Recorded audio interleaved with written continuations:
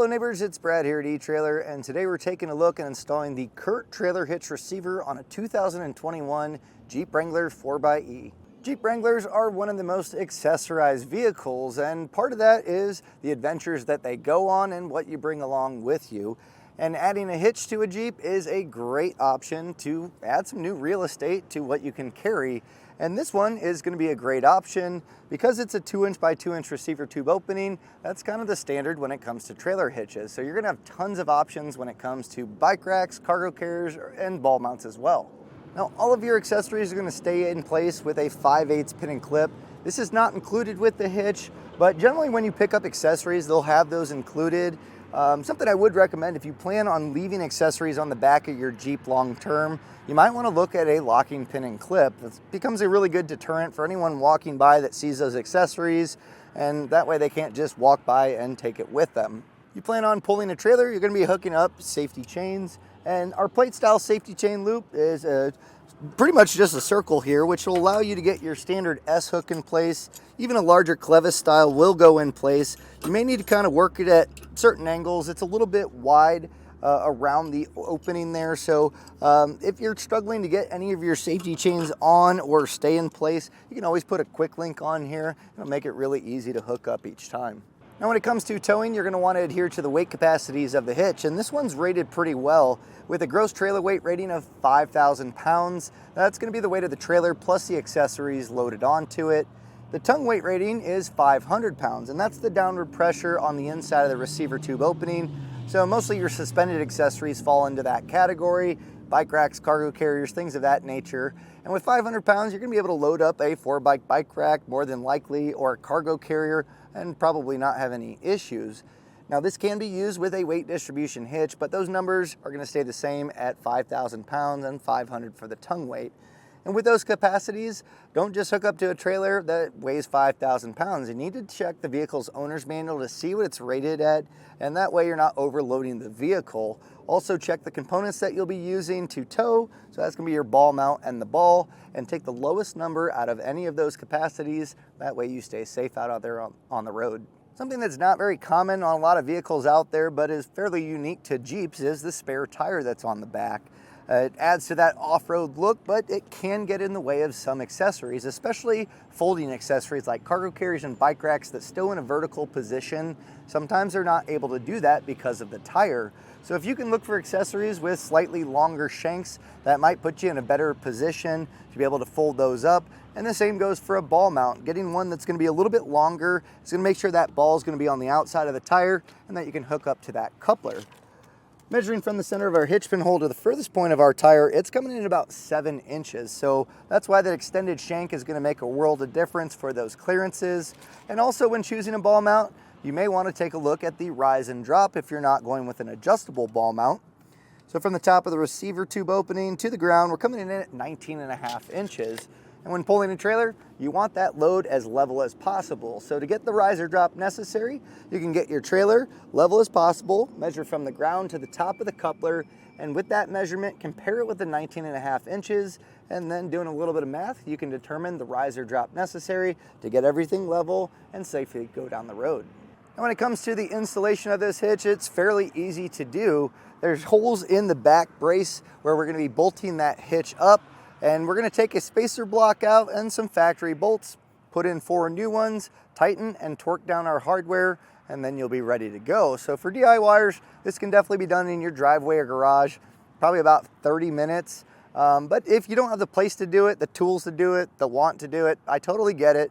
But having a hitch on your Jeep is totally worth it. So don't let the install scare you off from getting a hitch. You can reach out to our dealer locator to find someone close to you to get the hitch installed. That way you don't have to worry about it and you can still use that hitch. And whether you install it yourself or if you got it installed at a dealer, take pictures of it, especially when you're out on those adventures with accessories loaded up. We love to see how neighbors are using our products. It also helps other neighbors maybe get some ideas for what they can do with their Jeep. But in terms of installation, let's take a look at that. We'll get your hitch installed. To begin our installation, we're going to be right here on the rear beam where we're going to be bolting up our hitch. And more times than not, these will have factory bolts that go into the rail, and sometimes you use them, but that's not the case here today. There's also going to be a plate up front that's attached. It's just going to have weld nuts that those bolts go into. We're going to get that completely removed. And in order to do that, you're going to want an 18mm wrench. Those two factory bolts are going to be located just right behind the muffler. So we'll get these taken out. Now, depending on what kind of elements your vehicle has been in, these can get a little bit tricky. So if you need to, you can put some penetrating oil on those threads, and that'll kind of help loosen it up. But we'll get these removed. Most times these will pull out with no problem. They're a pretty long bolt. Occasionally you'll run into issues depending on trim with the muffler being in the way. If that is the case, you can just lower it down. There's going to be some exhaust isolators on each side of the muffler, and just using a pry bar and some soapy water, just pry those off, and that's going to allow the exhaust to drop down, and it's going to make it a lot easier to get that hardware out. But again, that's only certain trims. On this one, we're not having any issues. Now the bracket with the weld nuts, that will need to come down, and it's attached where on the bottom side of the bumper you're going to see two 10mm bolts. They're going to be the wider ones, not the ones in the center. We're going to get this taken out, and that way we can get that plate taken out.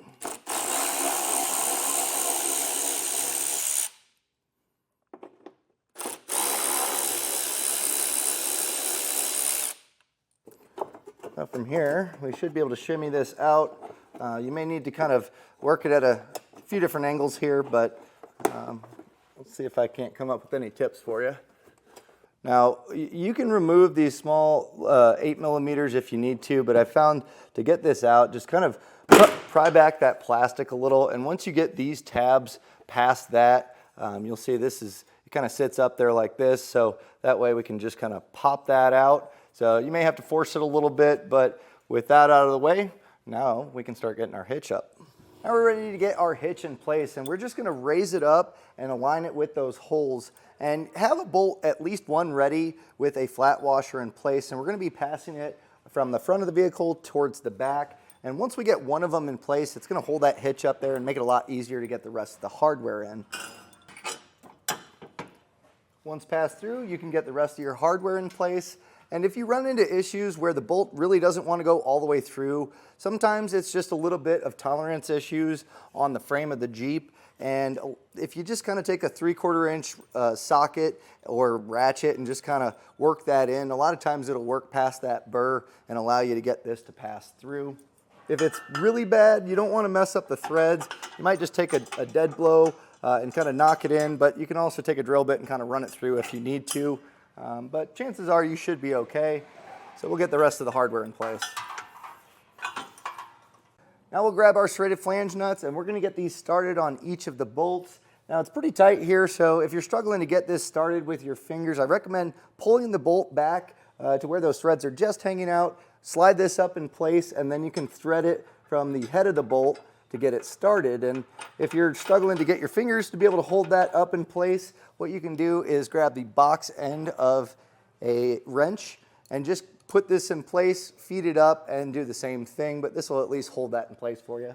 Now the holes in the hitch are slotted for slight adjustability. It's not a ton, but this is something that, try to get this as centered up as possible before tightening it down. Do it once, have it centered up, and you can use these small 8mm bolts as kind of a reference.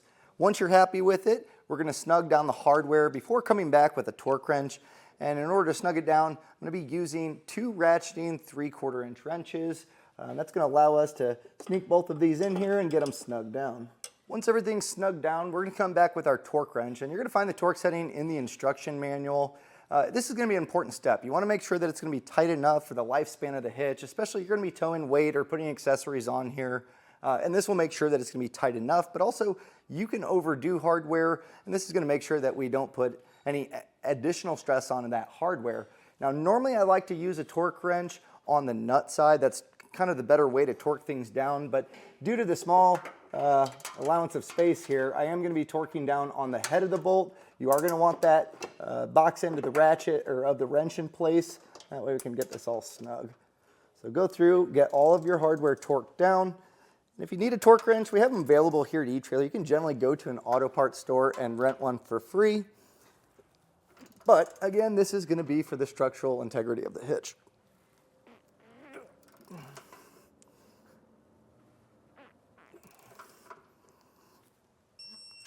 With all of the hardware torqued down, you've officially installed your hitch. Now you may be wondering about those two 10mm bolts. Those threaded into that spacer bracket that we had in place originally, so they no longer have a point to go back up and attach to. It's not going to cause any issue for the bumper, but other than that, you're ready to load up your accessories, put in your pin and clip, and hit the road. And that was a look and installation of the CURT Trailer Hitch Receiver on a 2021 Jeep Wrangler 4xe.